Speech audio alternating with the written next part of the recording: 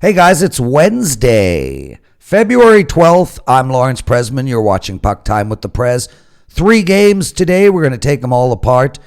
Really excited to have Buster Sports with us, rolling in hockey, and of course, the legendary, in his parents' mind, Andrew McInnis. Andrew, you can't see me, but we're wearing the same color shirt. How are you, my brother?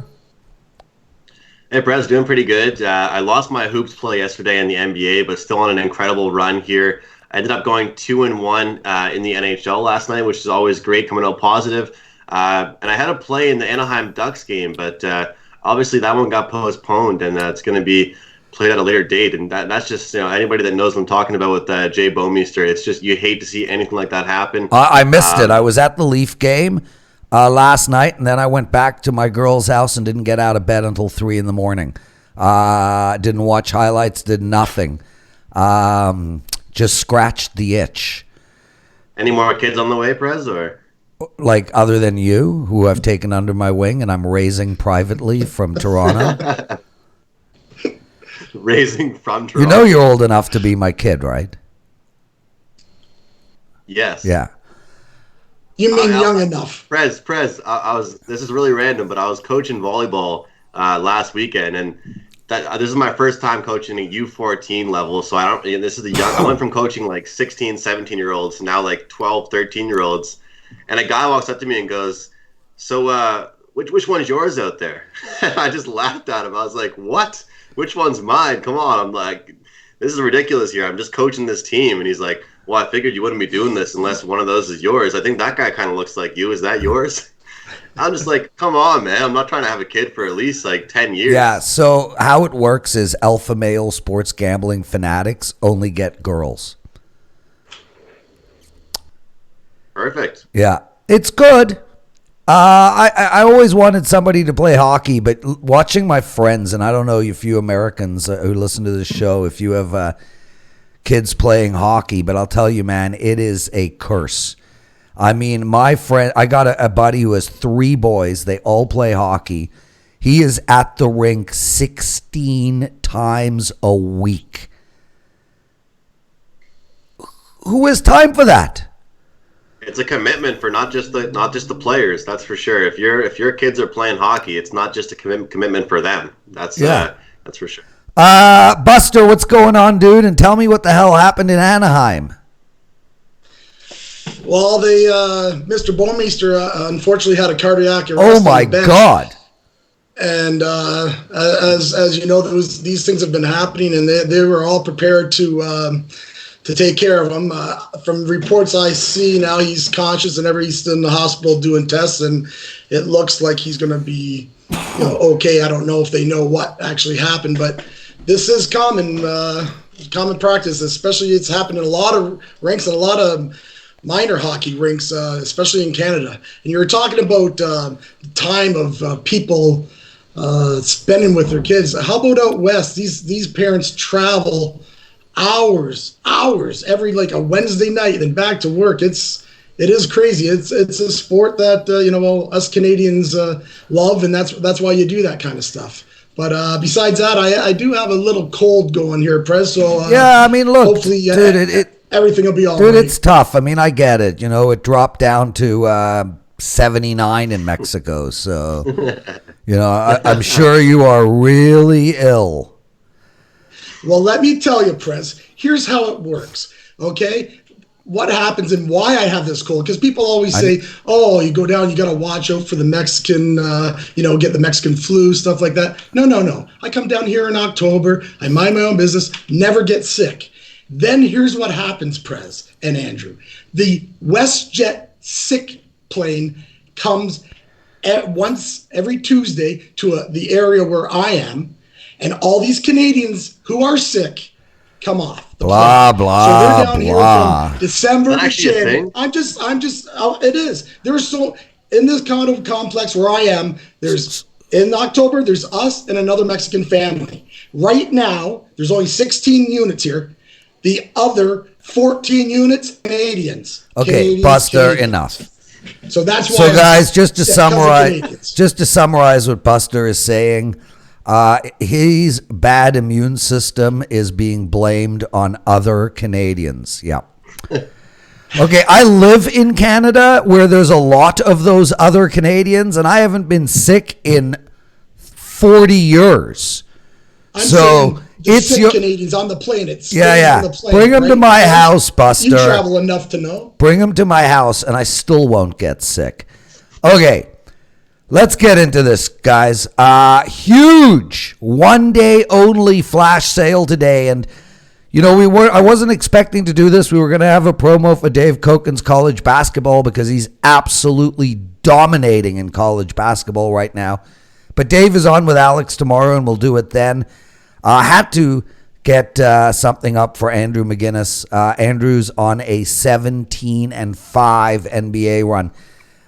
That's equivalent to, minus the juice, a 12-0 NBA run. 17-5, his last 22 plays on the hard court in the pros. Half price for his season package. Head over to sportsmemo.com. Use the promo code AM299.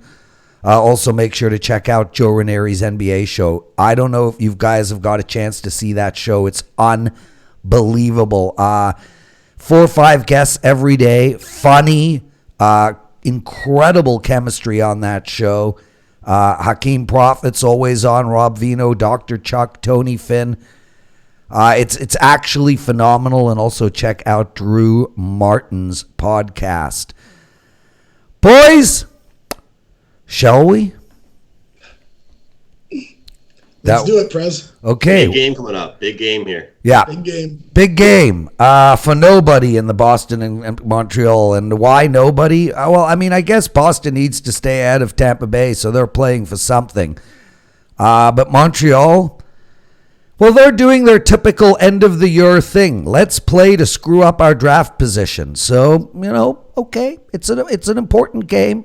Most mismanaged team in sports.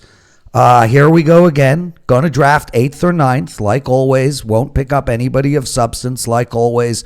Will be in the exact same spot as next year, like this year, like always. Montreal, plus 175. Boston, minus 210. The over and under here is 5.5. We did have a 6 overnight. It's clearly been bet down. Look, Buster, I'll go to you first. Montreal's playing much better. I get it. You know, they beat the Leafs. Kudos to them. They have won 3 of their last 4 games. They've won 5 of their last 7. It's all for naught. Too many teams to jump over. Too much distance to make up. Every win that they put down now is a bad win for the organization. They don't get it.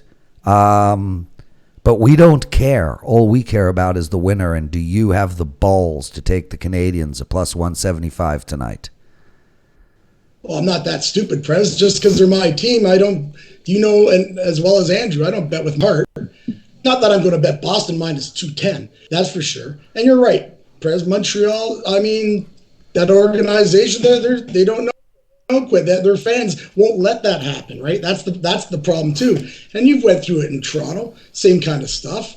So yeah, it was a nice victory over Toronto. Tell you the truth, I'll take that victory over Toronto and let them draft 8th again. That's how I hate the Leafs. I will take that, and I'll take them being mediocre for another 3 years. As long as they beat the Leafs all the time, that's fine with me. I'm not kidding anybody, because there's so many teams, and Prez, Toronto's in the same boat. There's so many. No, I'm just saying there's so many good teams that they just aren't going to be good enough either. Obviously, there's Washington, Tampa Bay, Pittsburgh gets sucker now. I mean, they're going to be really good too. There's just too many teams in that East. If Toronto was in the West, Prez, they might have a chance. But in this East, even with maybe the best offense in the league with that Toronto, they don't have no defense. They can't do anything. As far as Montreal here, yeah, they've actually won 9 out of 13 games. I love a team that shows heart.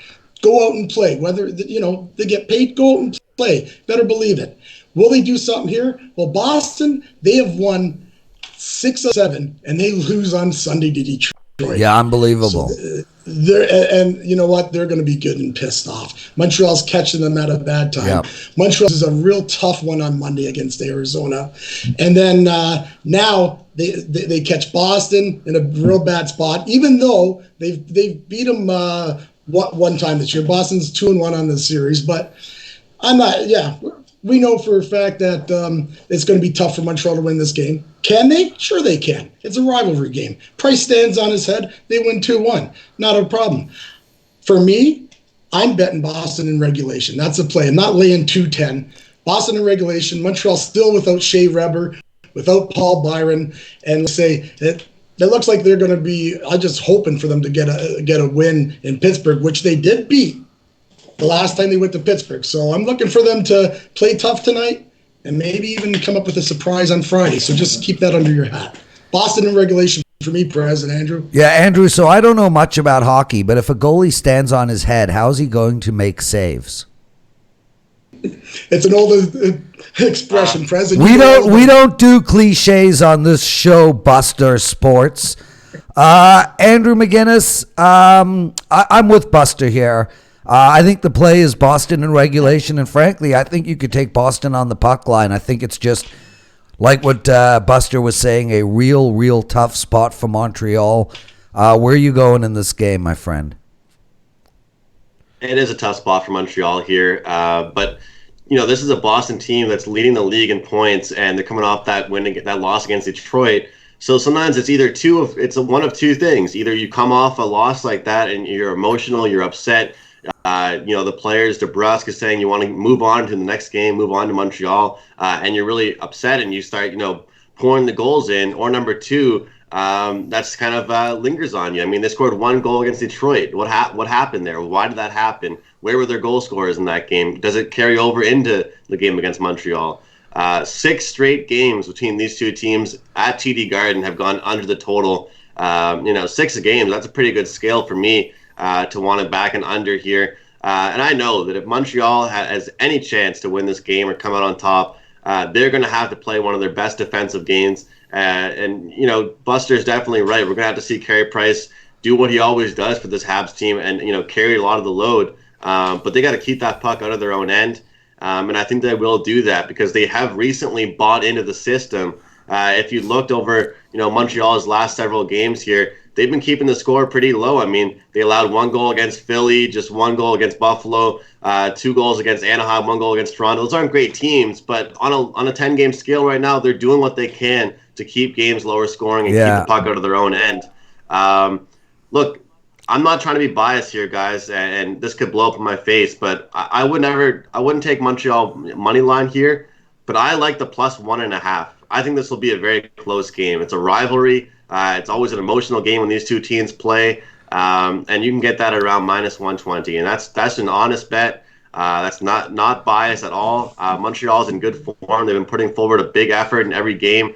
That game against Arizona was very winnable, and they had a strong victory against Toronto. I mean, let's face it. If they had that game against Toronto, there's no way, no chance they're winning that game if it goes, it's first to 5 goals or first to 4 goals. They did what they had to do in order to keep Toronto to low scoring, and that's you have to give your hats off to anybody that limits Toronto to just 1 goal. I mean, no matter who you are, that's pretty much game plan executed. So I like the under here, follow that trend, but I lean towards Montreal plus 1.5, and I just think it'll be a close game, guys. And before I forget, Prez, if it's okay with you, before I forget. I just want to give a huge shout out to everybody that watches this show because I get DMs on Twitter or people messaging us or shouting all of us out that are on the show every week. And whether or not we reply back to your comments, because I know that I'm not always doing it, Prez is good for it. It's definitely appreciated. I try and DM people back and tell them their time is appreciated for watching our show and answer any questions. But just for me being right now on this platform, I just want to personally say thanks to everybody that watches Puck Time. He's Andrew McInnis. And basically what he said was Montreal is taking the shape, the strategy, the thought process of their coach. Claude Julien is the only man I know that is so defensive, he slaps his wife's hand away. Not bad, right? That was not bad to make on the spot. No, honey, I did it. I prevented play. No action in the bedroom. I'm Claude Julien, coaching like I'm in the 50s. She initiates. What? She initiates. He has to play defense. Yeah, exactly. Before we get to the next game, guys, remember Andrew McInnis on a 17-5 NBA run. Wow. 24-hour flash sale. His entire NBA season and playoffs. Sportsmemo.com. Use the promo code AM299. Buster, I don't want to hear you answer this question because you're so loquacious. We might never get to another game. Andrew, do you actually want Montreal to win games as a fan? Right now I do. Talk to me in 2 weeks because I obviously understand what you're saying. The funny thing is, Prez, is that like what you're saying is completely accurate. But not only that, they make really crappy draft decisions in the first round. But if you look at their draft decisions in the second, third, and fourth round recently, Montreal is actually ranked in the top 3 for draft prospects and draft pools right now.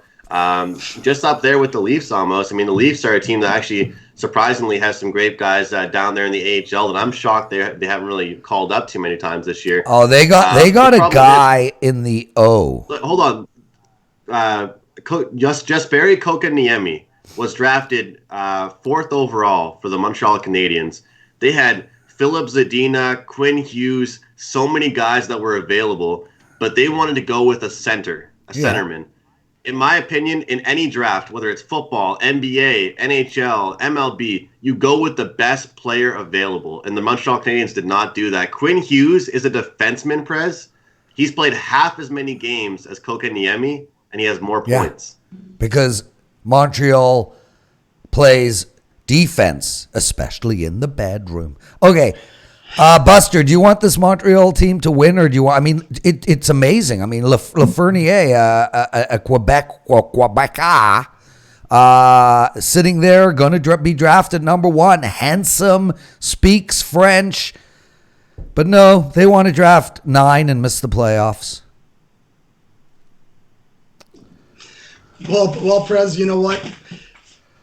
As far as do I want to win games? Yeah, I do, because I'm a Montreal fan, and I'm not so much whether they draft 8th, 9th. Are they going to lose every game to go all the way down to? No, but they should have at the beginning of the damn season. They should have traded Price, traded Weber, set themselves up for a shot at Lafreniere, and gotten rid of that ridiculous coach they have. Okay, and their general manager out. Let's go, boys. Calgary. Playing the LA Kings, and, you know, the one weird thing about the LA Kings is they lose almost every game except for probably when we bet against them. They're plus 120. Calgary's minus 135. Calgary holding a playoff position, but my God, I mean, they're in a division where every week they could be at the top of the division or out of the playoffs. It's unbelievable. They've won 2 in a row, a great game against San Jose. They finally look like they're scoring again. And, I expected this team to be an over team all year. They've been one of the lowest scoring teams in all of hockey, which is such a surprise. There's so much speed on that ice for them. But they've put up 6 in the last 2 games, 6-2 versus Vancouver, 6-2 versus San Jose. LA Kings are on a total free fall. They've lost 5 in a row. They've lost 9 of 10 and on and on and on. I mean, I don't mean to be square here, but it's Calgary or nothing. Andrew, you're up. Yeah, it's the same thing. I mean, when we're on this show every week together, sometimes it's just, fade LA, fade Anaheim, fade Detroit. Sometimes you just have to do it. At this really weird price we're getting here for the Calgary Flames. However, I do want to give out the over 5.5 here. And I know some people might be at home thinking, okay, well, we've barely seen LA score. Why do you want to take the over here with them? I like them at home, if anything. If I'm going to back them with a total or on a side bet, take them at home. And Calgary's kind of been prone to let down to some of their competition. And I feel like this might be one of the games where LA shows up a little bit and gets a few. And if you look at Calgary's past couple of games, of course, you mentioned those 6-2 games. Before that, they allowed 3 goals a few times, 8 goals against Edmonton. I have a feeling here LA could get 1 or 2, and Calgary can get the rest of the job done for us at just a 5.5 goal total here, guys. So I'm on the over 5.5 here. I like that, brother, and I think I honestly think Calgary has a chance to get that over themselves. Buster Sports, my friend, where are you on this play? It looks like I'm on the same spot as both you guys. I had Calgary. I bet them the last 2 games in Vancouver, in San Jose, and tomorrow they got to go to Anaheim, which is going to be tough on that back-to-back. They haven't been very good on back-to-back, so this is a game that they need. 135 is a little surprising to me. I actually thought it'd be 150 or so. LA, as you've read off their losing streaks there, Prez, they are 13 out of their last 15 games losing.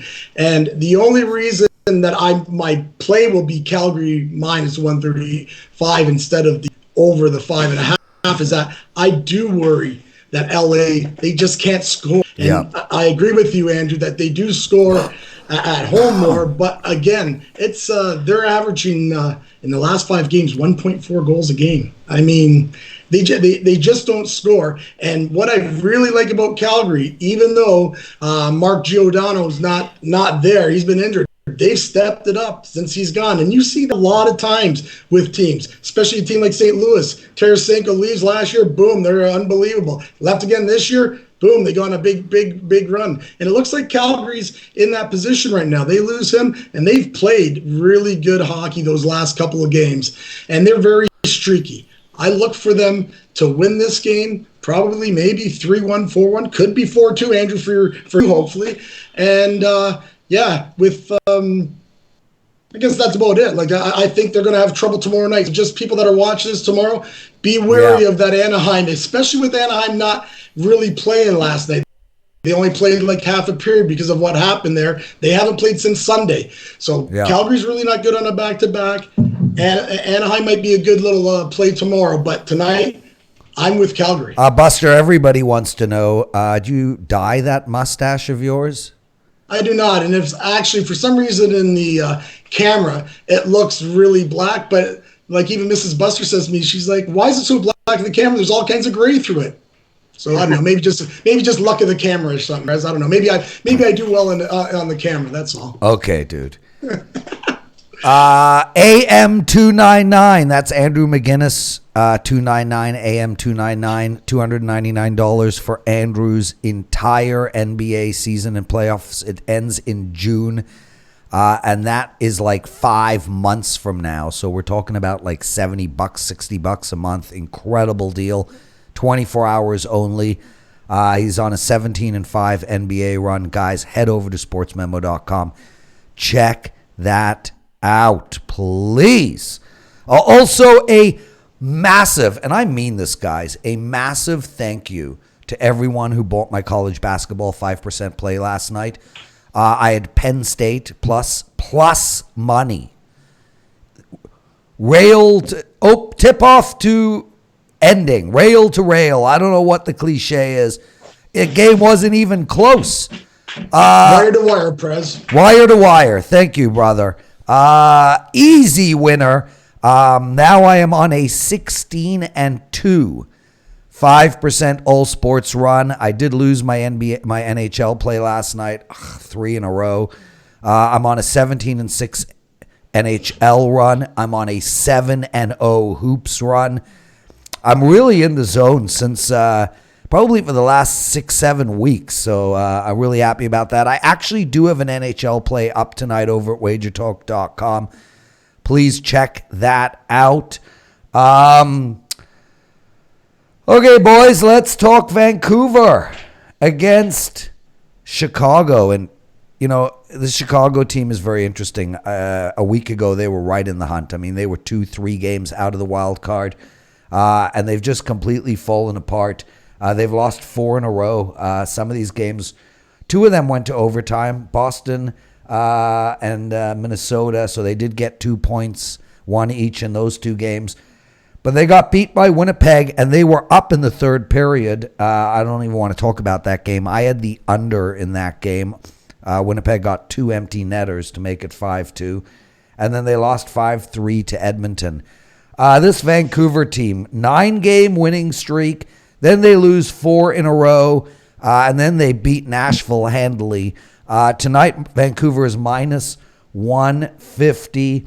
The total in this game is 6.5. I could see a lot of goals scored in this game, and I also like Vancouver. Andrew, my brother, let's go to you first. I like Vancouver here. This is a spot here where you look at Chicago, like you said. If you look at their past 10 games, it was the later half, or the start of that was just an outstanding little streak there. They were kind of in the hunt. They were making some plays, and all of a sudden it just went completely downhill with this team. I'm not going to think it's going to change anytime soon. I think the gas is running out in the tank for this team right now. When you have so many games where you're just almost there, it can definitely get frustrating for teams, and that's kind of what's happening, I think, right now for Chicago. And we got a Vancouver team that's waiting at home, fresh off a 6-2 win against Nashville, a pretty easy win for them, where their stars came out to play. And I think they're going to build off that one and come out here and get the job done. I'm disappointed here at the price of minus 143 or 150, whichever your book is offering, but I'm willing to take that. And we've got Markstrom taking on Crawford. Crawford's been playing, so-so. He still has a pretty good GAA, but I prefer to bet on the Blackhawks when Lehner's in nets, not Crawford. And Markstrom has just been unbelievable. Yeah. Both him and Demko have been great for the Vancouver Canucks. Oh, that Nashville game? I want to give a quick little... Sorry? The Nashville game, he was just spectacular. What happened, Andrew? You can talk now. Talk. Okay. No, I wanted to give just a shout out to a player from close to where I live, in the Maritimes at least, Zach McEwen. He's on the first line right wing. He's from Prince Edward Island, and he's been playing outstanding. Prez and I had a little bit of a joke going earlier in the year when I called players on the Canucks superstars. They might not be superstars, but a guy like Pettersson is definitely a future superstar. And right now, there's close to 6 or 7 guys that are threats to score goals on this Vancouver team. Whereas if you look at the Blackhawks roster, I can name maybe name 4 or 5 guys that I'd be worried about scoring on any given night. So I'll take Vancouver here. It's a little bit of a steep price, but I'll take it. Donald Buster from Mexico. What do you like in this game? I'm not totally going to disagree with Andrew, but I kind of do. I'm going to be with Chicago in the first period line. They're getting a plus 120 here. They have been, and this is why I'm not going to go all the way to Chicago because this is their third game in 4 nights. But in saying that, on back-to-backs, Chicago are 9-2 now. We actually had one of their games last week, and we talked about this, when they were 8-1 on the back-to-back, and they end up playing Boston, and they lost in overtime to Boston to keep it from going to 8-2. Now, and I've researched the first periods in all those games. They're actually 8-2-1 in those back-to-backs. So I'm getting plus money with a team that's 8-2-1 in first periods. And what I really like, even though last night they got beaten Edmonton, that third period was unbelievable. They could have got a better fate out of there. It was 4-3. They outshot them 19. They were all over them that whole third period. And, of course, the empty net makes it 5-3. But what I'm saying is that momentum should carry tonight. They've split the 2 games with Vancouver so far this year. And, again, they haven't been playing that well. They've lost 5 out of 6. I understand that. But Vancouver hasn't been playing that well either. They like the president was commenting on the goaltending the other night against Nashville. 6-2 game, but, I mean, Vancouver, I've seen them. I watched them a lot. I've seen them single-handedly win games on that Markstrom. Like, he's probably won 6 or 7 games where they don't deserve to win. And Buster, I said this a few nights ago. I find that, Vancouver is sloppy.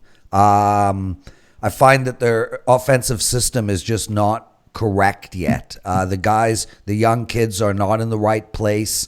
It's almost a free-for-all when they get into the offensive zone. But the thing is, there's so much speed on that team, so much youth. and they're getting shots. And guys like Pettersson, I mean, these guys can shoot the puck. It's a good point. Most of their goals are actually, on a breakaway or on a, odd man rush. They don't really spend much time in the offensive zone. They're very sloppy. They're not, and they also don't cycle, which I find very surprising. If you watch them play on the offensive zone, they're really, where you've got Laine sitting in his spot, and Ovechkin, Matthews on the other side of the ice in his spot, Kucherov, like these guys are shooting from the slots. They're pulling everybody over to the right, and then they're trying to release a one-timer off of the left high slot. Vancouver doesn't play that way. Vancouver is putting guys in the top of the slot, middle. They're not playing from the sides. They're playing from right in front of the goalie, and that normally doesn't bode well in the long run. It's strange to watch them offensively. They will come around. They're young guys, but it just doesn't feel like they're cycling correctly or they're playing position correctly when they're in the offensive zone. I don't know if either of you have anything to add to that. But basically, I'll just go back to what with Chicago too, and I just want to point out this scheduling spot for Chicago, because they're playing 5 games on this which you don't see. They started in Winnipeg. And they're going to end in Winnipeg on Sunday. You don't see that. So they have Calgary and then a back-to-back again, Calgary-Winnipeg. So that's another reason why I'm leaning towards Chicago, but I'm going to definitely play in the first period.